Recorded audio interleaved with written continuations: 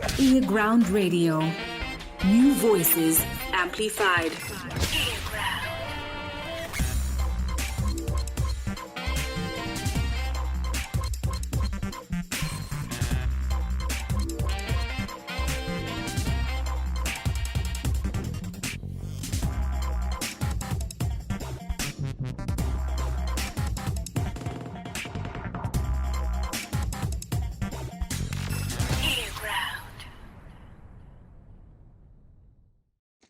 Hello, greetings. Thank you so much for tuning in and welcome to Ground New Voices Amplified.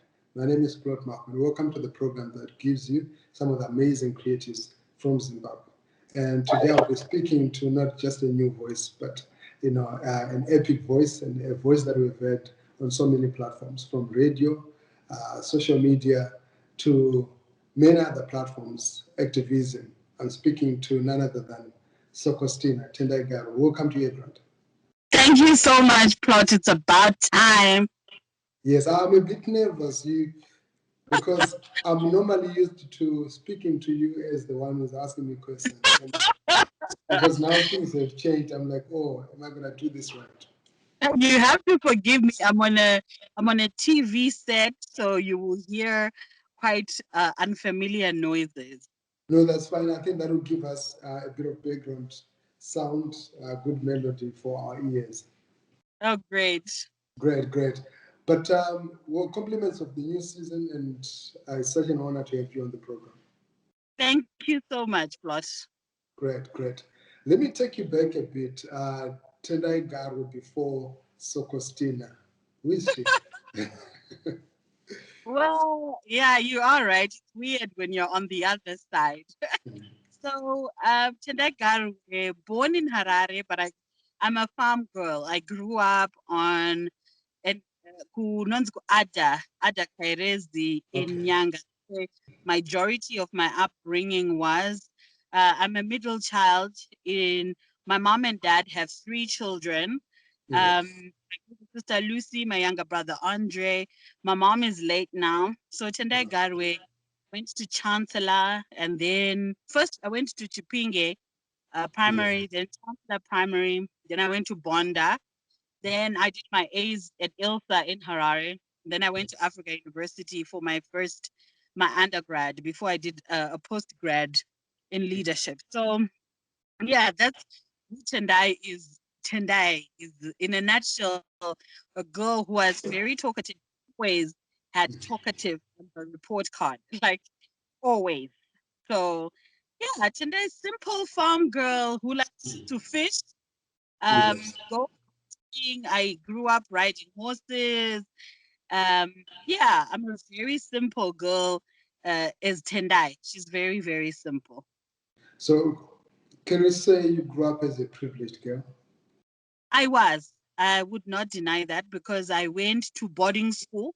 My father was a farmer. So, because ukakurira pa farms, they're not those much good. So, I did go to boarding when I was 5 years old. I don't know if that makes me damaged or good. I don't know. I did grow up in privilege. I would downplay the what my father and mother worked hard for me to have. But however, in our privilege, there's always extended family. So you share resources with your extended family. But I did grow up comfortable, yes. Wow. Growing up comfortable, but you didn't sit back. You've been one of the most hardworking people that I know. I've known you from the civic society, you as an activist, and then in the media, now author, MC, so many things. You wear so many jackets. But I think I'll start off with one jacket and then move on to the other. Activism, you were and you're still very active as a gender activist. I've worked with so many organizations, so many campaigns. I remember we did the Safe Cities campaign together. Where did this start? Where did the passion, the interest to fight for the rights and advocate for the rights, especially of women, come from? Okay. So I want to acknowledge what you say, to say, in as much as I did grow up in privilege, I didn't sit on my laurels and say my father has, because my father always used to say, it's his, make your own. never ever say because my father has, therefore I am, like I should sit down and be comfortable. So in my growing up, I did experience personally, my father didn't care much whether you were a guy or a girl. So we could say it's my father's fault that I am an activist, because when we wanted to learn to drive cars, Dad would say, first pop the hood, learn how to Yes. change V. He wanted you to know the survival skills of being a human. Um, so because I went to school when I was 5, I was very small. Don't let this size fool you. I was so Yeah. tiny. Oh, wow. Yeah, and my dad uh, would say, "Don't ever let people walk all over you." Uri, 5-year-olds in boarding, always speak up for yourself. So I think that's how it started. I would not take anything lying down. I would think it's unfair. I remember in grade 3 specifically, girls were asked to stay behind and sweep the classroom, and the boys were told outside to go and pick paper. And I told my teacher, can the girls please go outside and pick paper? And the Wow. boys, yeah, can they sweep the classroom? And then later growing up, I did experience abuse, a fair share of abuse, especially when I got pregnant and then got married. I was in a very unhealthy relationship. Um, Needless to say, that is also what triggered my then catapulting me to do that. And when I was at Africa University, may her soul rest in peace, my Guaradzimba sought me out, Yes. said, you're very vocal and you speak for a lot of rights. How about you run for office?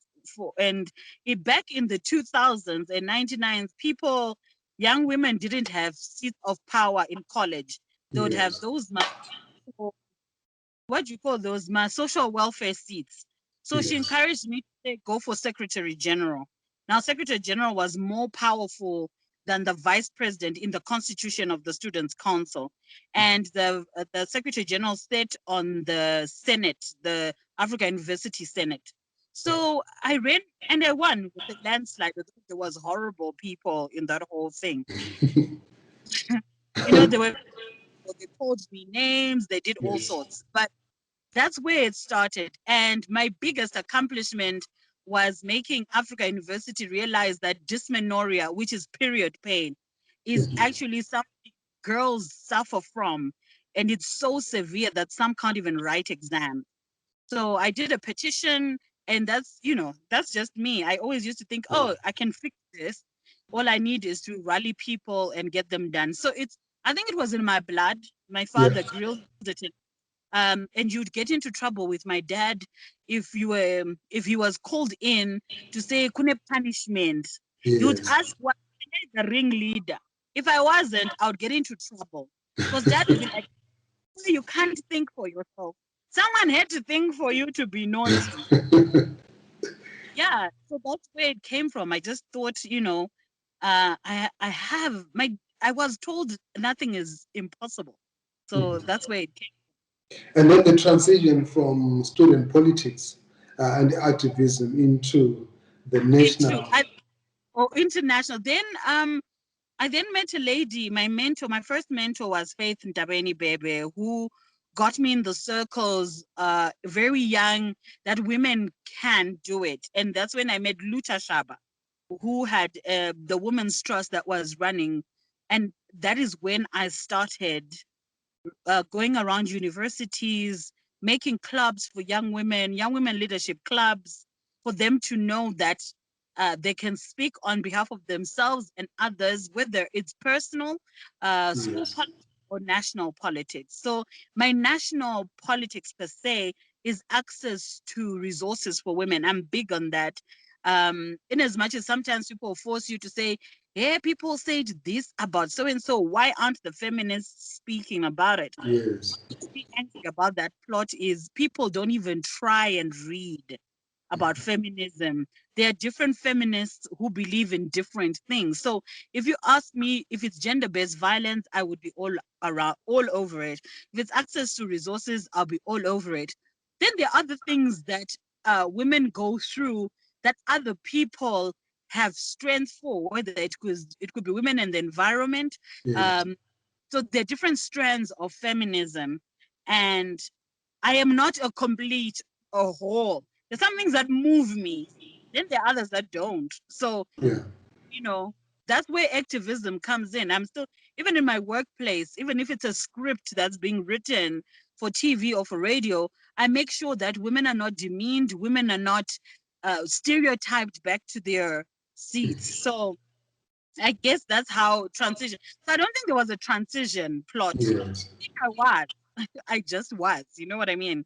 Yeah. It when it's called for, then I would definitely show up.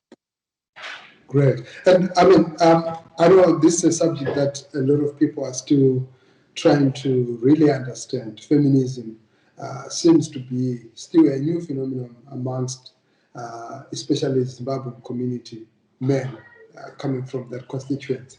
And a lot of us think that feminists are angry, bitter women Wow. that hate men. I know it comes hard, but this is how some do think. What's your feeling in response to that? That strand is called radical feminism, and it's also okay to be a radical feminist. Radical feminists are women who believe that women in their totality deserve to take over and run the world, Yes. and that we don't need men for that to happen. Now, and some of them don't even believe to be pleasured by men or to procreate with men.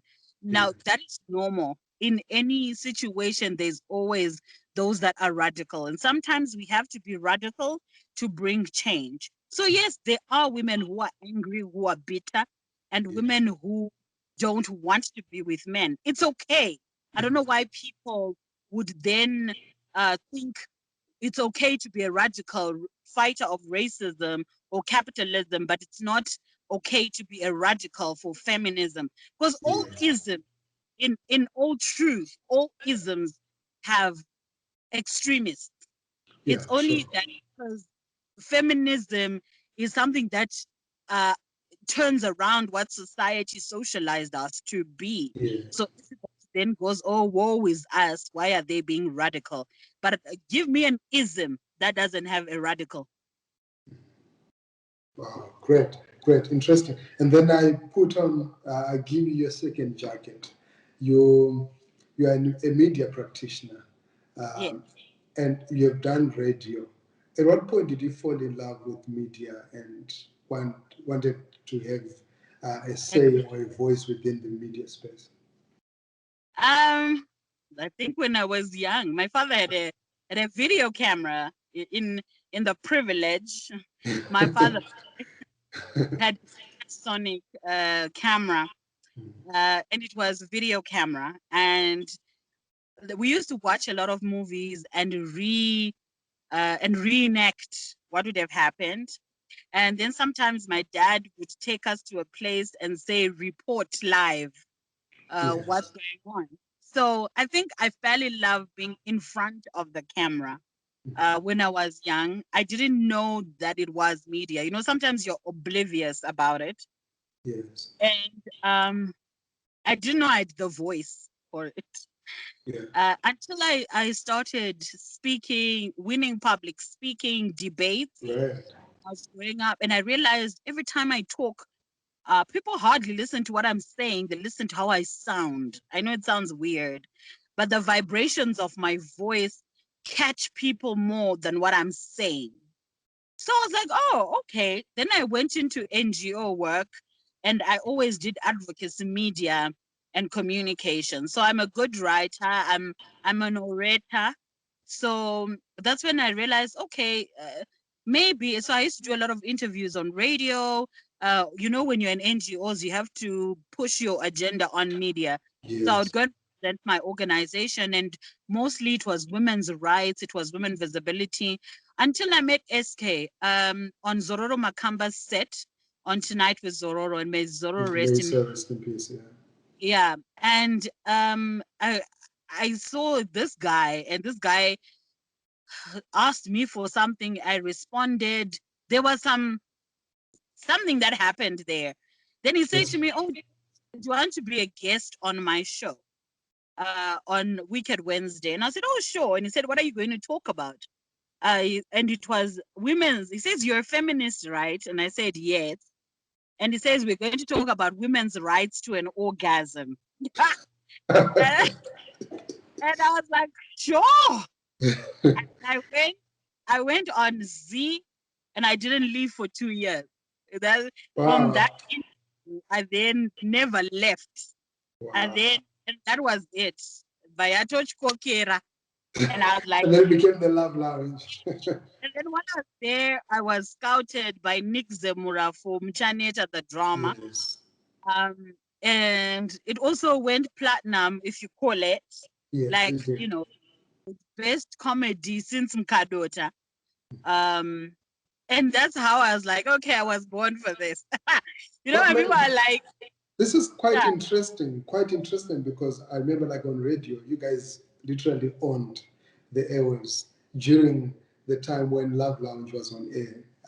And I remember I was one of the most staunch listeners. You know, I was so much glued onto it, to the extent that I never missed a single episode. Wow. It was a beautiful show, and I think you guys brought chemistry on air. I think what you did to radio was even visualize it. You brought some visual impression from the program, and it was such a beautiful program, beautiful selection. And one time I actually thought these guys must be a couple. Then okay, SK is married, he's got a wife and a kid. Oh, you're there, you know, because you did it so real. You know, it was wow. What are some of your fond memories of the Love Lounge? My fondest memory, thank you so much, Plot. I really appreciate the compliments. I think with SK, we were friends. We were friends who realized that he taught me most of the radio I know, so I can't take all the glory. He walked me through, he totally held my hand. I had the personality and the voice, but radio also needs a technique. So he taught me the radio I knew, and he literally ear grounded us all and said he told me that radio is a fantasy, and people build the person they fantasize on their own, because you're never supposed to be seen, you're only supposed to be heard. So in your description, people should almost believe that whatever you were saying or whoever we are, right? And that was it. So our friendship was also based on real fantasy, if I should say, because there was a hot guy I was sitting across. Yes. Couldn't touch him, couldn't do anything. It was all in our minds. So that also played as part of how we stayed relevant. And I think if we had ever crossed the line, you could have told, because once you cross the line, you can tell so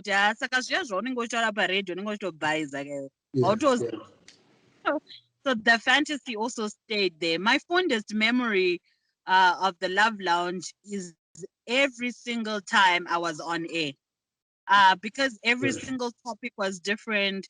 And what I'm happy about, Plot, is I left when people still wanted me to be on air for that particular programming. I think a lot of people in Zimbabwe, whether it's us artists, whether it's politics, whatever it is, we don't know when to quit when we are at our prime. And it's okay to hang the boots at your prime. It's okay. Because guess what? There will be something else you're good at and that you should pursue. So all I know is whether you like it or not, until the day I die and beyond, SK Legacy and I will always be the best duo ever to hit radio. I can certainly confirm that. Exactly. So people could say, yeah, ningi yeah, vanozama, but so kona SK. You guys were too much. Yeah. So that for me is a legacy. And that's my fondest memory, that I bumped, my most, oh my God moment was when I bumped into Ray Vines. And Ray is like 21. And I was on radio or like 2015, and I don't know how old he was. I was like 15 or 16, and he was like, "You're the SOKOSTINA." Oh my God! I'm like, "Oh, what?" Even teenagers, you know. They were sneaking in while still there. Yeah, we're not reading for O level, listening to the Love Lounge. But for me, that is it. I am Eunice Goto. I'm someone else's Eunice Goto. And for me, that's my most fondest memory. Great, great. And I mean, speaking of which, you just mentioned Eunice Goto. And I know the later generation possibly might not know who Eunice Goto was, or Tismawari and the other DJs that were there before. Which are some of the people that you could say these are the legends that inspired me? My legends, Eunice Goto, definitely Bridget Gawanga, Bubbling uh, Bees, Bubbling Bee, Titch Mataz, actually. And when I met him in person, I almost lost my mind completely. James Maridadi, and I even used to call into Junior 3, you know, and and try and record myself. Just it's a volume. Never used to understand.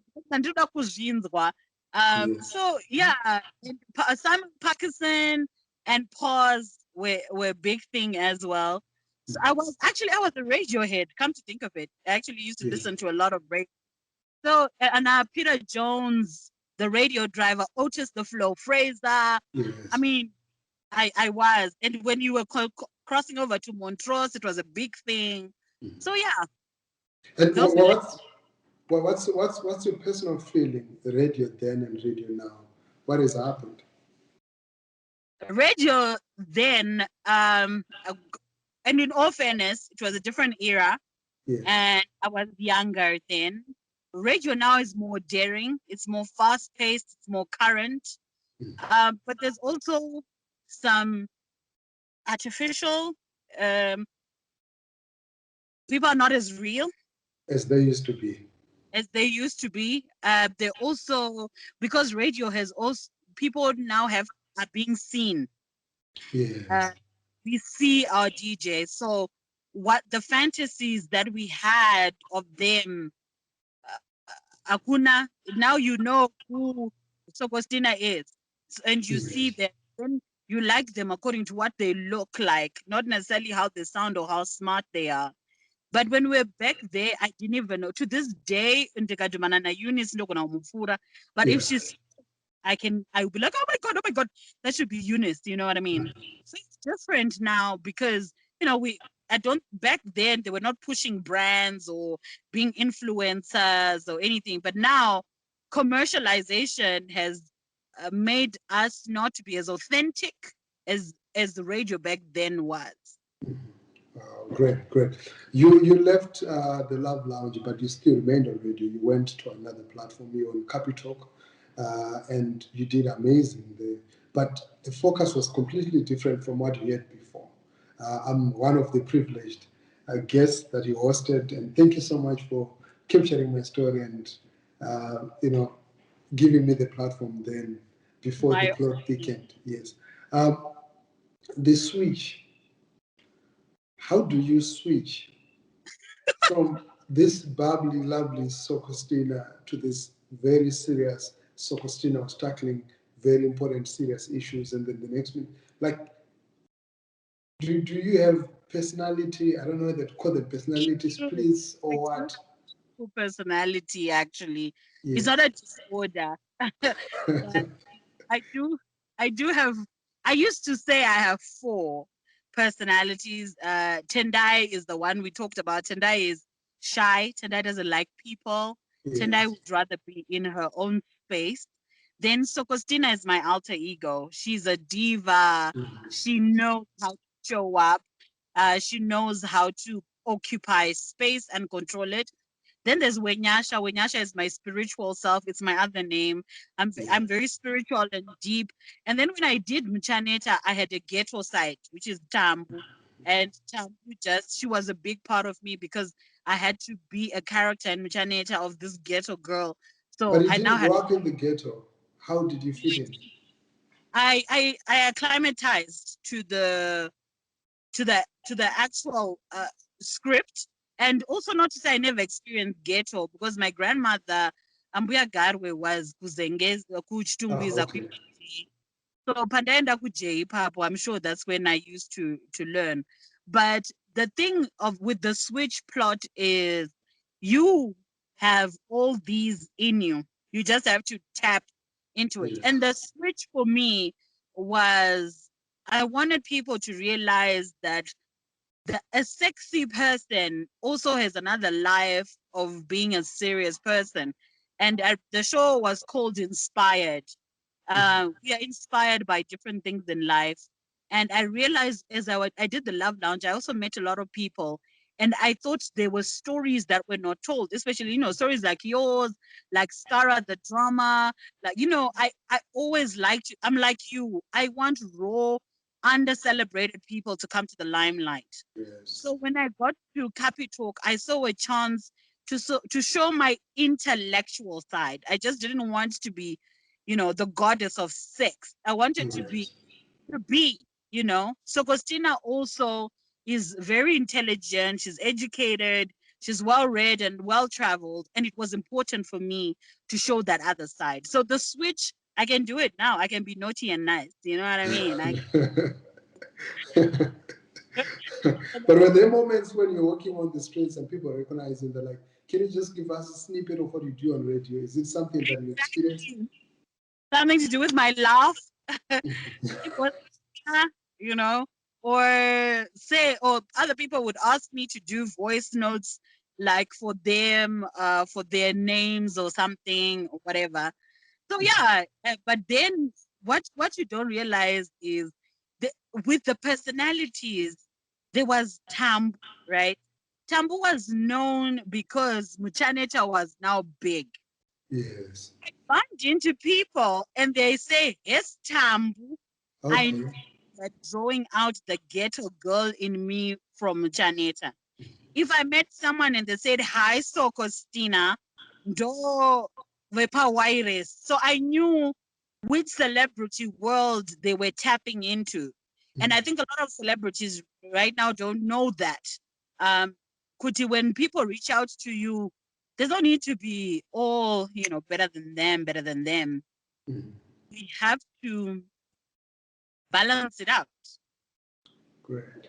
But are you easily bored, considering that you have hopped from one platform? Now you're on radio at Capital.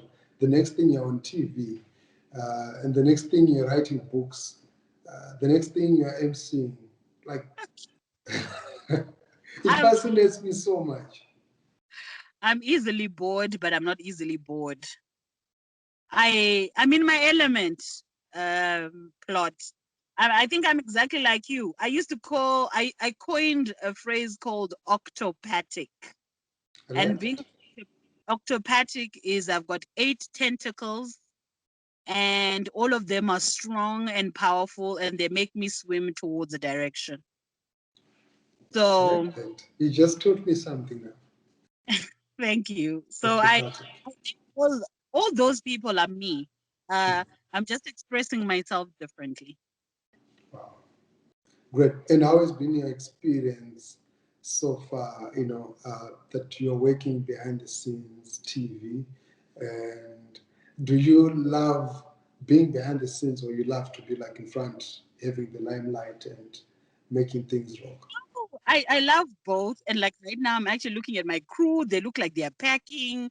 And I'm like, are we done? Is it because I'm here? I love both in front and behind. Behind the scenes. The way you say it, you just, sort of brought in the love language. I don't know what. Sounds naughty. I like front and behind.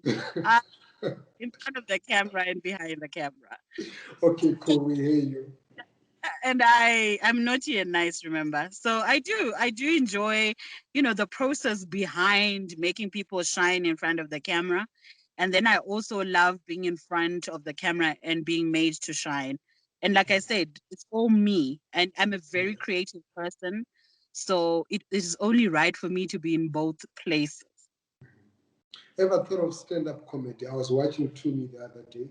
and she was talking about her story, and it was quite fascinating because I could see some parallel lines to your personality, and is it something that you ever thought of, or somebody ever said to you, maybe you could actually try stand-up comedy? I think when I MC, I'm a stand-up comedian and I'm very funny.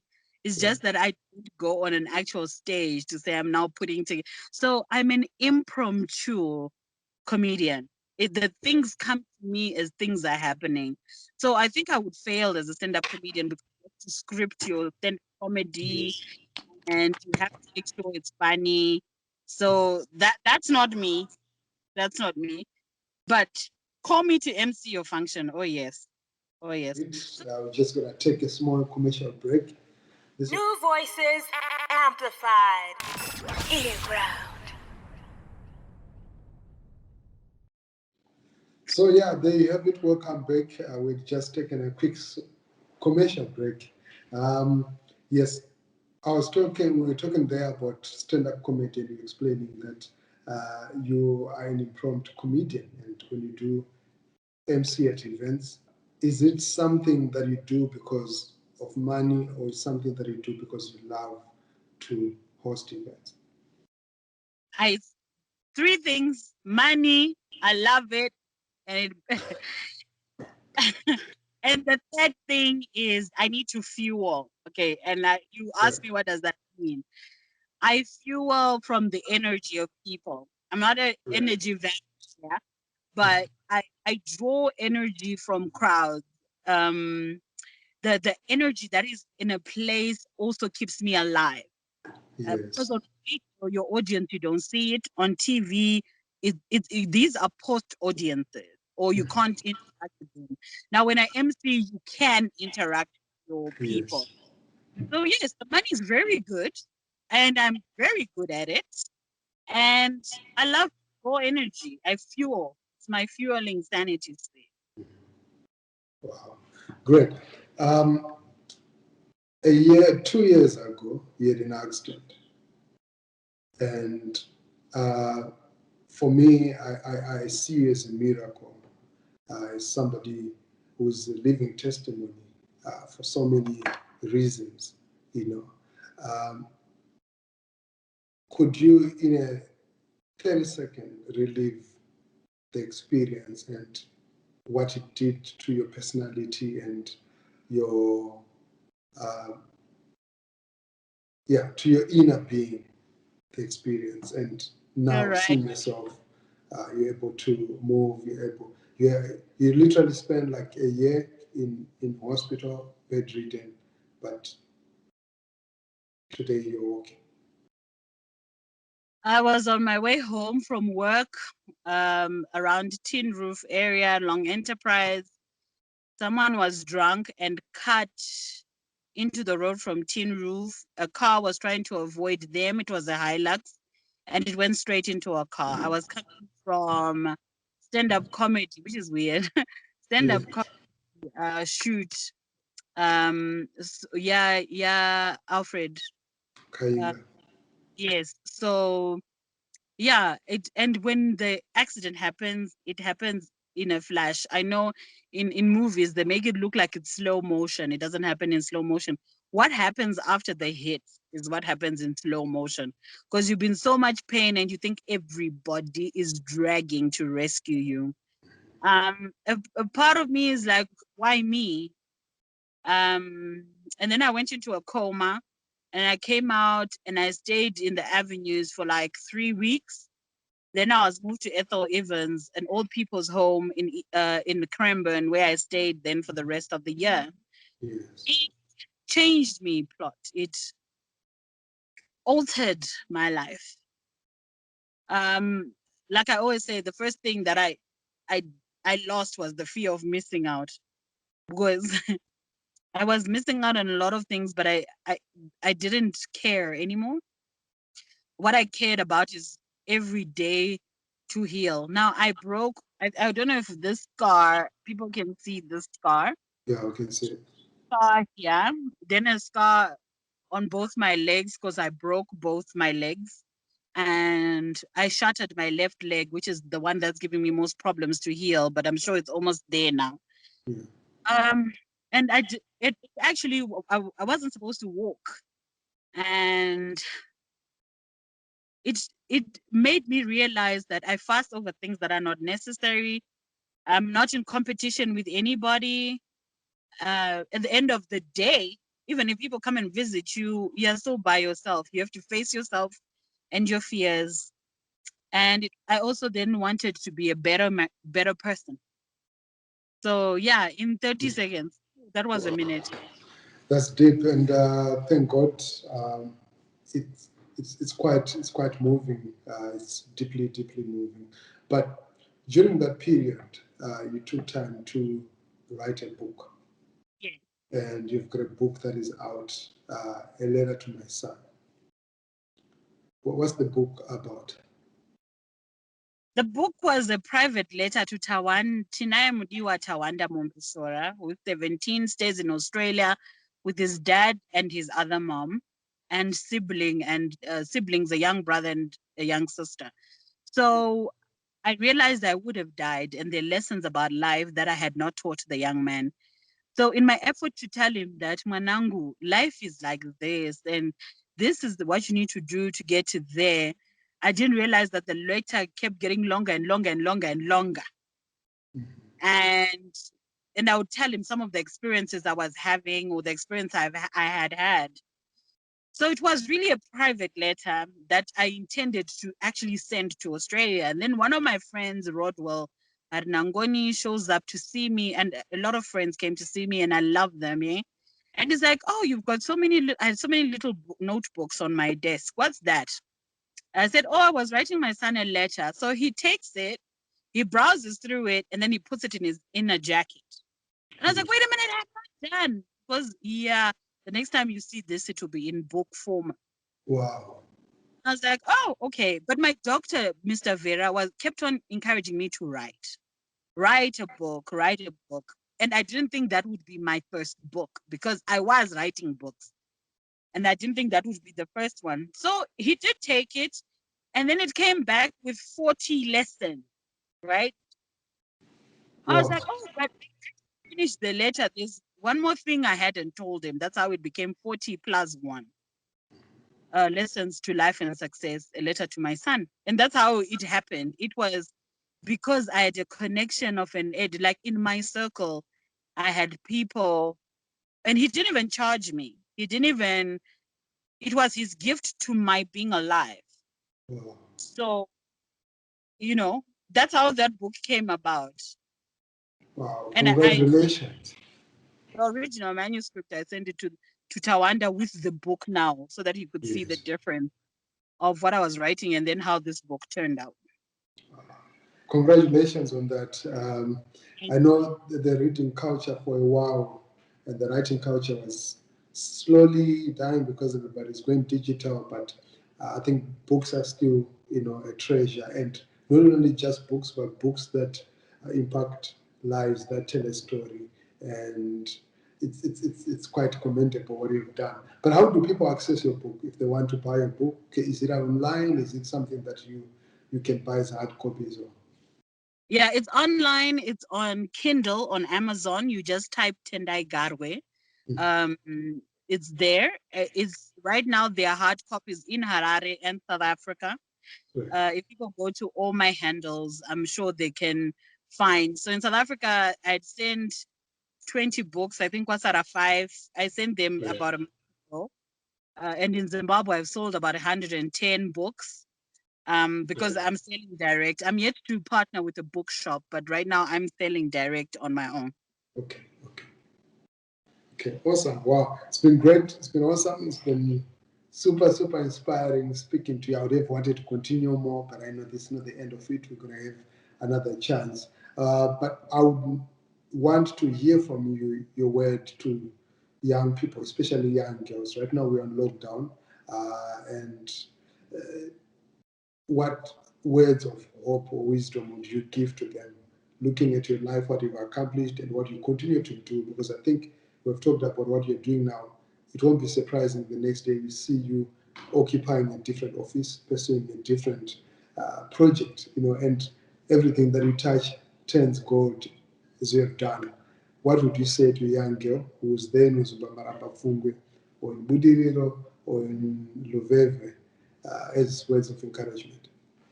The first thing is I want her to know when I get the resources or if somebody empowers me, I'm coming to you because you need a personal experience with me. That's the first thing I want to tell her. But in the event that I don't make it to you, to know that you have to believe in yourself and then others will believe in you. That you are the opportunity and you are what everybody's been waiting for. See, you need to stop being validated by other people who are hallucinating their own shortcomings. Because people always tell you it's not possible until you do it, and then they want to claim you into their it is possible anyway.